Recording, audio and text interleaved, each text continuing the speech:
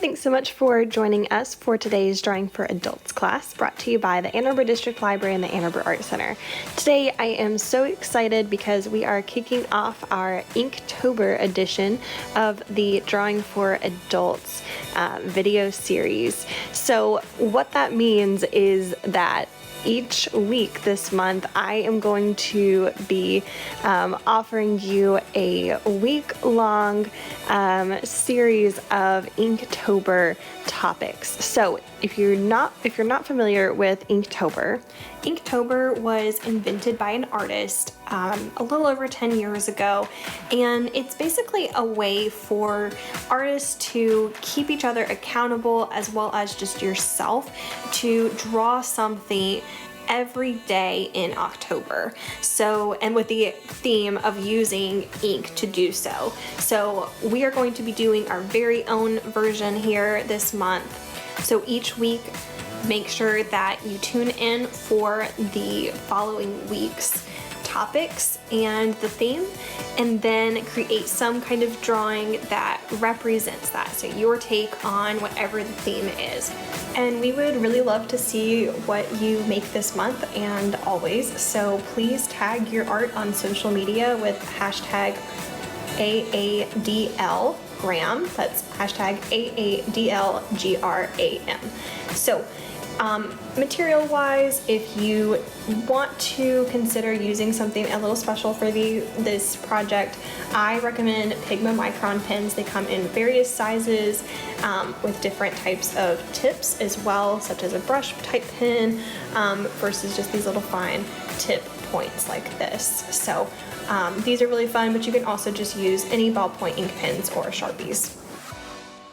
So line quality is where the line gets thicker and thinner, which can help create the illusion of form.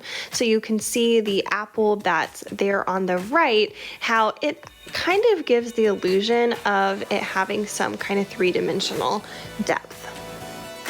So what I would like for you to do is grab a scrap piece of paper and some kind of pen, whether you've got the Pigma micron pens, whether it's just like a 05 or a brush pen, it doesn't really matter what you're using. You can really get this line quality with really pretty much any type of pen. So I'm going to practice just doing a squiggle. One thing that you can do is push down a little bit harder. Now don't, kill your pen necessarily, but push down a little bit harder to apply more pressure and get that thicker line. It might be really subtle depending on the pen that you're using, but still give it a try. And then gradually lift up the pressure a little bit off of the pen so that you create this really nice transition from thick to thin, and then go back to applying more pressure for it to get a little bit thicker again, okay?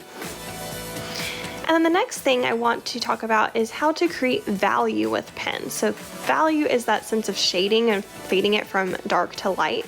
So with pens, we can do hatching, cross-hatching, and stippling.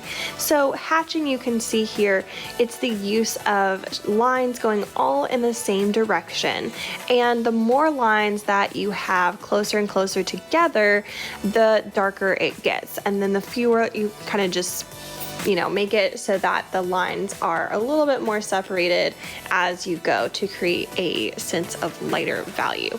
Cross-hatching is essentially the same thing as hatching. It's just that instead of the lines going all in the same direction, you can create lines kind of crossing each other to crossing perpendicular to each other, and it just creates a slightly different texture or style. And the last one is stippling, which stippling, if you've taken some of my classes before and heard me talk about this before, it just kind of stresses me out, but for some people it is the most relaxing thing ever, and for those people I applaud you. But I, on the other hand, get kind of overwhelmed by how tedious it is, but I know a lot of people really enjoy that.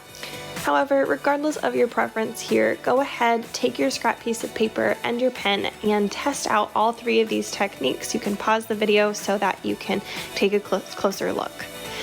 So without further ado, it is time for me to share this week's theme. So I know we're a little bit late because it's October 3rd, so you can create your own version of October 1st and 2nd if you want to make up for lost time here. But this week's theme is going to be inspired by our very own Ann Arbor Art Center. All right, so for the 3rd, bricks is the theme. For the 4th, murals is the theme. And again, you can use these as a starting point to create whatever kind of design you want. It doesn't have to actually look like the Ann Arbor Art Center or anything.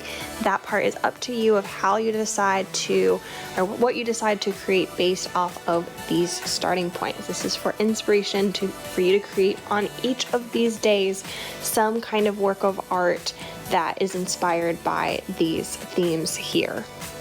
All right, so here you have it: bricks, murals, art tools, gallery, wearable art, orange, like the color, and camp. So I hope that you have fun creating these daily art challenges this week, brought to you by the Ann Arbor Art Center and the Ann Arbor District Library.